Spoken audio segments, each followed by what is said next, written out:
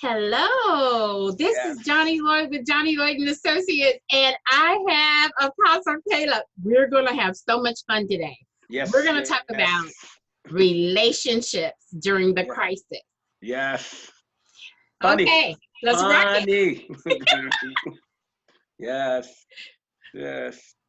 Okay. So let me ask you a question first, Johnny. Mhm. Have you found that relationships take on a new meaning during crisis? Can you speak to that a little bit? How relationships take on a new meaning during crisis? You know, absolutely. You know what? Relationships to me, especially, is like, because when you think of crisis, you think of what's being impacted. Okay. Right now, especially Right. money, Right. security, Mm-hmm. um, our well-being, Yes. physical. So it's Right. tapping into all of those spheres. Right. So then you Okay. may be in a relationship and you used to be away from each other for 8 hours a day, Mm-hmm. but now you're in the same space, or Wow. one person is outside and they're coming in, Right. and you want something from them and you're not communicating. Just think, Right. because there's three things that impact the most about relationships: is money, Mm-hmm. sex, and communication. Mm-hmm. Those are the top, Okay. Yes. right? Yes. Yes. Now I'm not going to talk about social distancing because I'm thinking people are not social distancing right now. I'm just saying that this may be a very populated space in 9 months from now. We just may have duplicated the country. However, when you look at money and you look at communication, Uh-huh. this during a crisis, it becomes more important, but typically one or the other may shut down. Correct. Yes. So what you think someone knows about you, or what you want them to do for you, or whatever, you don't Right. necessarily say it. You just Right. think they should know it. Correct. Yeah. Something as simple as cleaning up behind yourself, or Right. picking up something, or the little things start to getting on our nerves. So Mhm. relationships, are like money, is that under crisis, there is, it's when I teach about money, I said money only magnifies what's already there. That's correct. Yes. Yes. Crisis magnifies some of the issues we may already have in the relationship. Correct. Yeah. So now what? Yeah. See, for me, it's kind of like I know many of you probably have seen the analogy where when you put pressure on something, Mm, what comes out? If you put pressure on a lemon, sour juice comes out. If you put pressure on a boiled egg, the outer shell cracks. But if you put pressure on a bottle of honey, I don't care whether you squeeze it with your hand or you step on it with your foot or you drive over it with a car. The only thing that's going to come out of that bottle of honey is something sweet. something sweet. And so crisis really does put pressure to bring out what's there, what's in you. Like you said, there's some issues. Sometimes I think in relationships, sometimes you find out how much a person loves you when there's a crisis, when there's an illness or there's a death or there is a major shift in finances. You may find out how much that person really does care about you. Unfortunately, sometimes you find out how little they care about you, but the truth be told, pressure does start to reveal things about relationships. When you have some pressure, external or internal, intentional, unintentional, created or coming from someone else, that pressure is going to magnify what's really there, what's inside the person. Mhm. Yeah. So it's interesting. There's a couple things. One of the things that we've been talking about a little bit off the side is that women typically are looking for security in a Yes. relationship, right?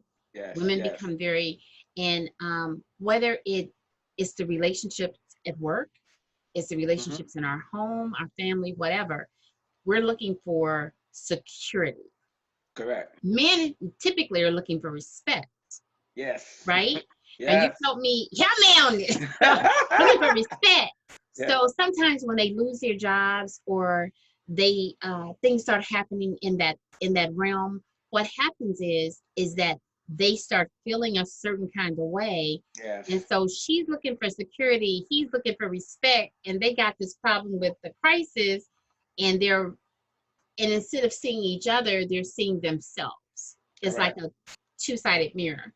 They're not looking through the mirror, they're looking at themselves in the mirror and saying what's not right versus what they have deeper than that, what they've been through. I think you're so on it, because sometimes in relationships, instead of giving what the person needs, we give what we want. And so for a man, she wants to make sure that the mortgage is going to be paid, the lights are on, and there's going to be some groceries there.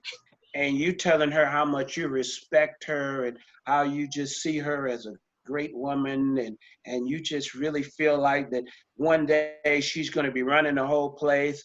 And she appreciates that. She does. But that's what we need. That's not necessarily what the woman needs. We men, we still that little boy that drew the stick figure and gave it to our mama, and our mama told us we were an artist. So now we try and draw a train and a tractor and an airplane, and we think that we can draw now, because she loaned some respect to our effort. So she said, you really, really trying, da da da da da. But I think sometimes in relationship, and particularly in crisis, we give what we want and not what the person needs, and that causes a problem. That causes a problem. Instead of bringing clarity to crisis, that brings chaos to crisis.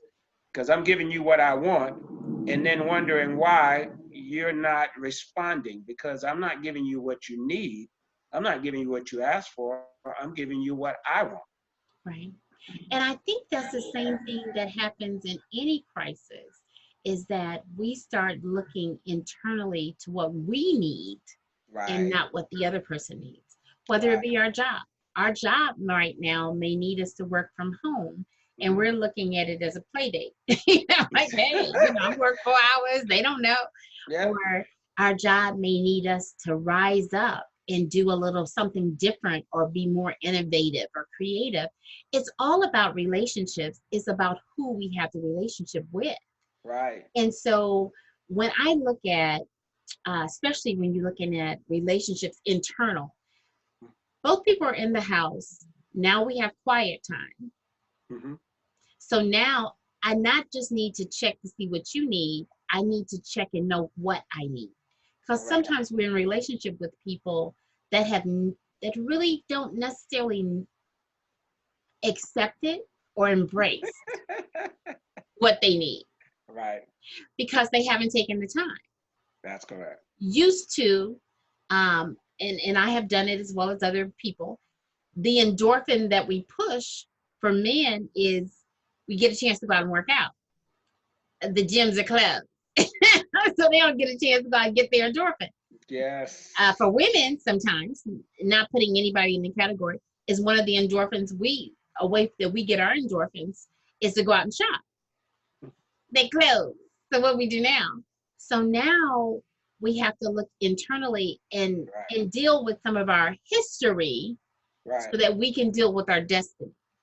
Yes. Because the key with that is, if I don't know the things that trigger me, the things that cause me pain, the things that make me snap, it's not what he said, it's what I heard. And then getting clarity on it. Wow. Because he didn't say what we thought we said, or she didn't say what we thought. You know what I'm saying? Right. We heard something. So it's going back to, how I go in there and teach when we do leadership training. Yeah, I said, what is the thing that's playing in your head? It's not what the person said, but you have this thing going around in your head, and it's totally different. The film that you're playing is not what the person said. So how do you get to it? And so you have to go back and you ask for clarity. You said, okay, I heard you. What I think I heard you say is you didn't like the meal. And then he says, no, that ain't what I said. I just said that I like what you cooked the other day. That was my favorite. Oh, so so you don't like what I cooked today? Because she said, well, I won't cook no more, whatever. You just be hungry. Right. So we have to watch. But what she's really talking about is when she's cooked in the past, maybe for somebody else or did something with someone else, they didn't appreciate what she did. Right. It's not even about the meal. It's not about what, it's something deeper. So we have to know ourselves, and this quiet time is giving us an opportunity to find out more about ourselves personally, so that we'll be better relationally.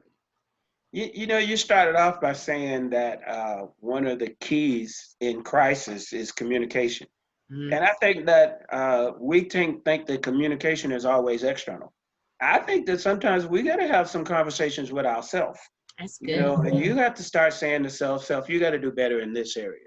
Self, you're upset over nothing. Recently I had a conversation with several of my siblings at the same time. And to my surprise, I missed them more than I understood. And after the conversation, I had to keep saying to myself, you laughed more in that 40-minute conversation than you probably have in the last 3 or 4 days. Why? But it's because there was some commonality that we had, some background, some experience. There were some things that we could all say that we went through as siblings that were painful. There were some battles personally that we all had in common, like, man, I battled that too. We all joke that, for the right amount of money, there's a lot of stuff that we'll do, and we made it out of a joke instead of making it a stab or a cut. Hey, look, that's something that's in our bloodline. But that was because the people that were in the conversation had enough personal internal communication to say, hey, that's an area right there. We got to watch that, and I think that in relationships, in particular in crisis, if I know that my bent is to fight instead of flight, then in crisis, I need to check myself and see, am I throwing blows when I should be just ducking? Have I had enough internal talk with myself to really, when it's time for me to communicate in a relationship, that I know where I'm coming from? It's hard to listen to where somebody else is coming from if you're drowning. You come into the relationship needy, and I don't care if it's just the day after work. I noticed that sometimes my wife, she wants to talk about everything at work. And then there are days when she don't want to talk about nothing. And so what I have to do is make sure I have that internal conversation that if both of us had a rough day, one of us has got to decide, okay, we need to listen to the other, let the other person vent. Because I think that sometimes we take that communication piece and we think that it's, I need to tell you something. No, maybe it's, I need to hear something. Right. And I hear it because I've already solved myself. Right. And I think it's even when me as a woman, I come to a relationship and I say, I don't need you to fix it. I just need you to hear me. Oh, that's a wonderful statement for us men. We love to hear that. We do. I don't want you to fix it. Yes. I just want you to listen to what I got to say. So what it does is it positions him. He says, you know what? This is not fixing. All I'm doing is listening to what she's saying. Yes. I don't have to fix nothing. It's okay. But when you come in like that, it makes a difference. The other thing that's so powerful, and a recommendation from me at least, and I'm sure from you, is to reach out in relationships with family and friends. I send out cards. I try to send out 5 cards a week to people just randomly.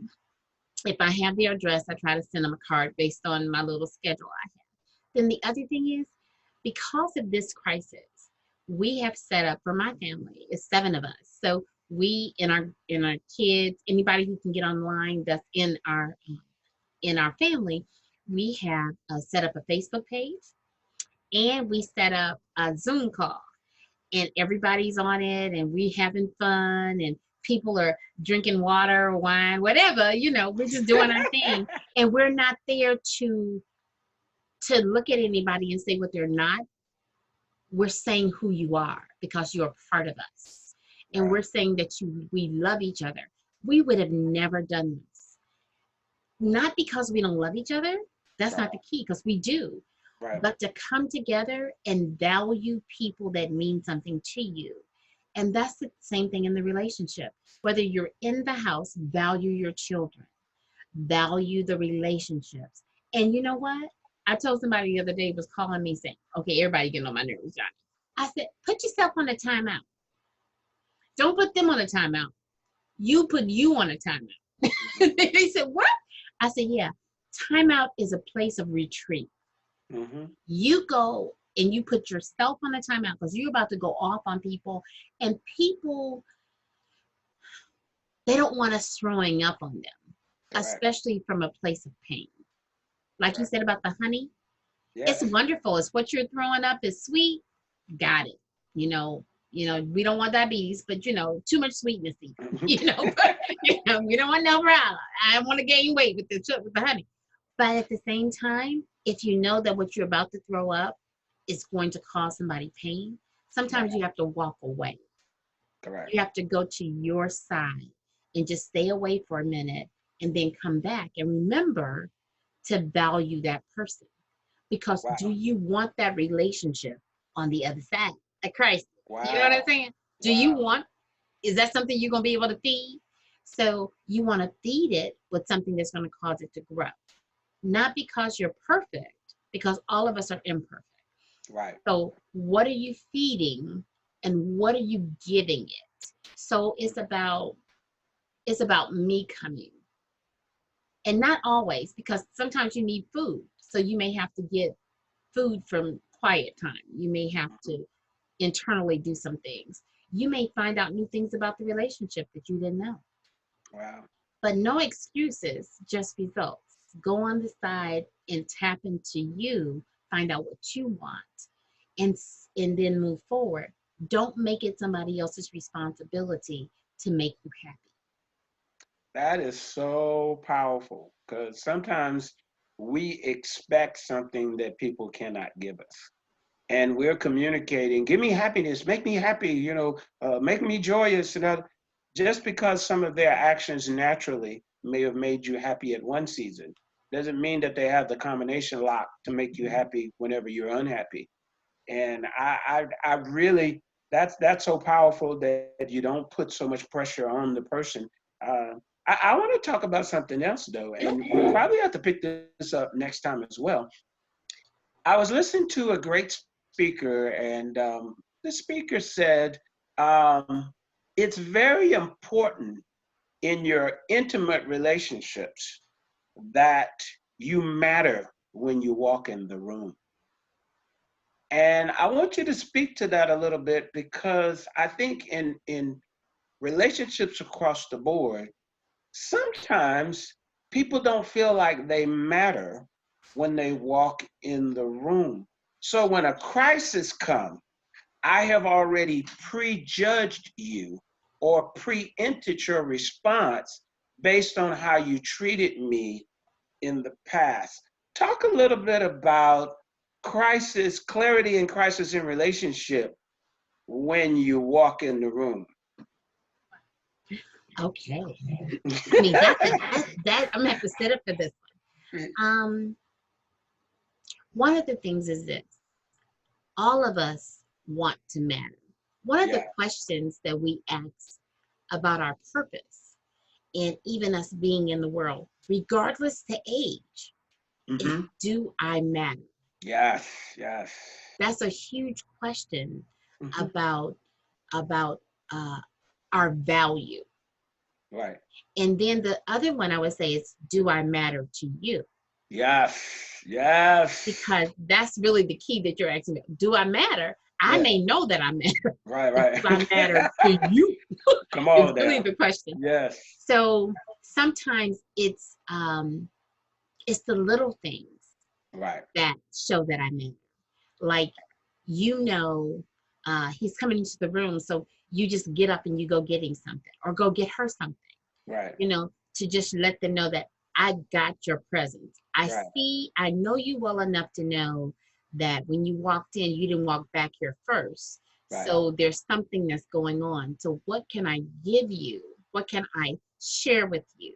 How can I make space on the couch? Sometimes when we have children, And so we got the kids all around us as the woman or the man. And there doesn't appear to be room for our spouse or our significant other. So what happens is, it's a, hey, babe, come with us. Now, there don't seem to be room right there for us. Oh, no, we going to make room. You matter. You matter. Yes. I don't care if you got a job, you don't have a job.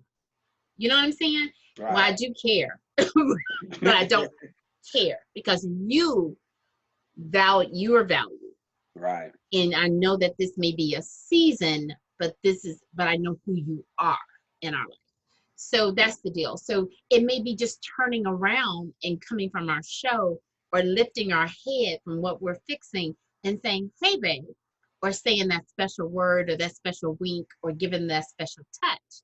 And it may not be a sexual touch. It may just be a touch on the back of their head, their neck, the special kiss.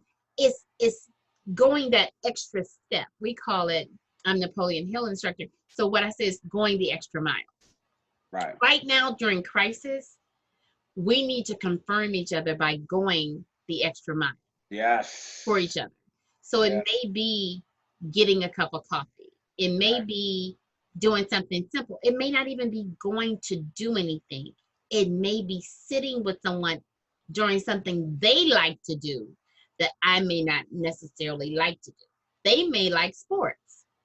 So maybe I bring my book in, sit with them while they look at sports, or sit with them and watch sports for a little while. Correct.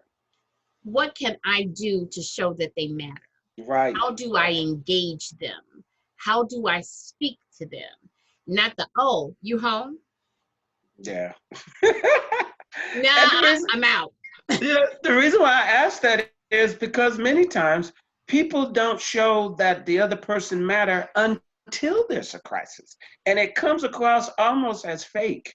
Why are you here now? I mean, are you here because I'm in crisis?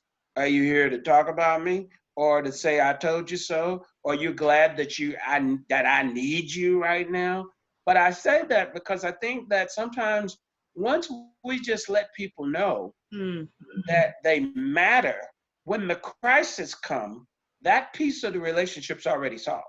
Right. So let's talk about, if I may jump in right in, let's talk about somebody who didn't appear to need the person before crisis happened.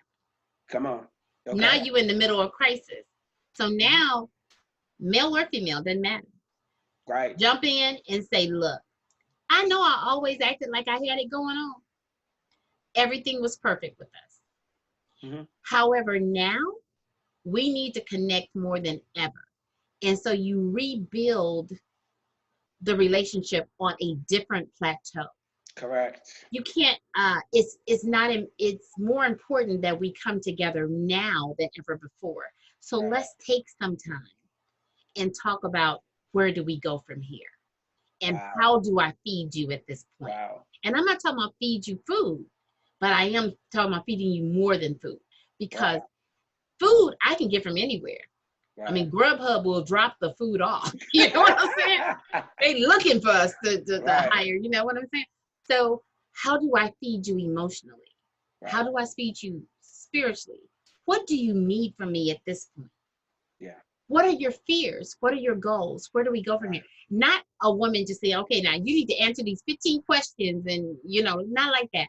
But just finding out where he is and him finding out where she is so that they can re-communicate because we've never been here before. Right. So we can't act like this is always happening.